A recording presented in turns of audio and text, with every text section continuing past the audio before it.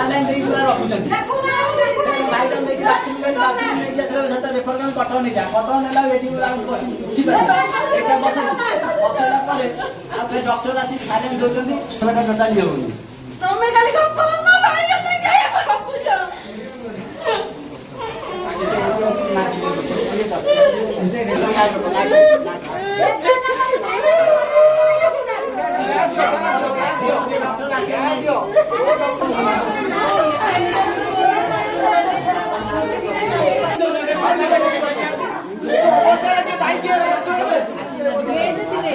एगारटा बेलू आसिले 11:46 बेले पूरा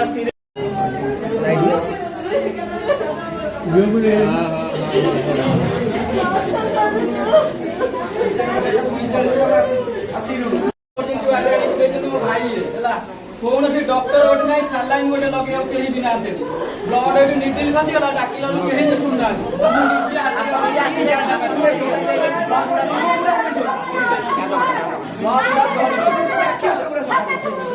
सब पैसा के कुकुर सलाई दादू पैसा के कुकुर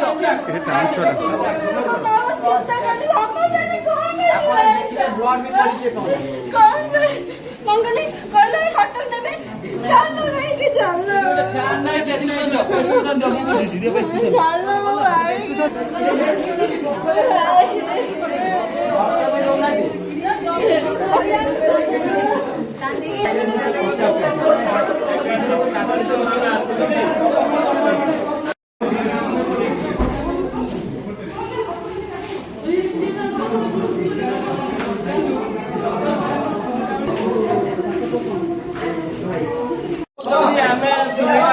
देखीचु आमे तो एठी बाटा भीतर ऊपर पहुंचलु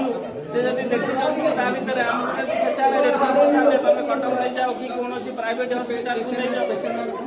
ना होची सुशांत नंदी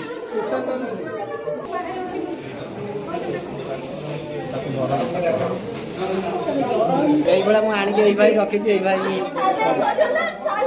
सालाइन दीटा ए देख कृष्णचंद्र नंदी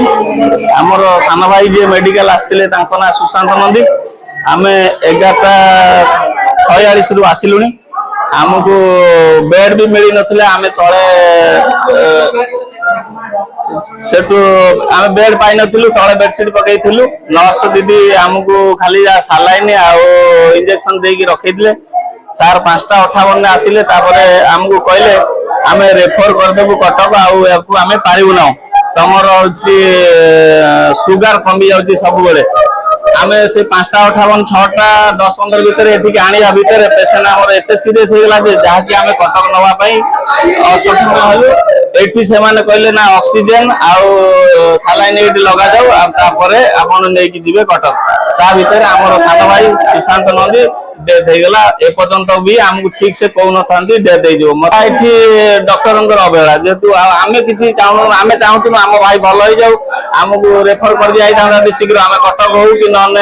आम आउ गोटे प्राइवेट हॉस्पिटल को नहीं जाता चिकित्सा ठीक से डॉक्टर कहीं देखी ना किंतु से कहते डॉक्टर देखी लिखिं जदि डॉक्टर फास्ट देखी था आमको रेफर कले नहीं कौन आम जेहेतु 11:46 रु आसिलु 12टा भितर ऊपर पहुंचलु आमको जो गोटे भितर से कही था हाँ आम पारिबु ना तमें अन्य हॉस्पिटल को नियो कि कटक नहीं जाओ कि जो नहीं जावाई आम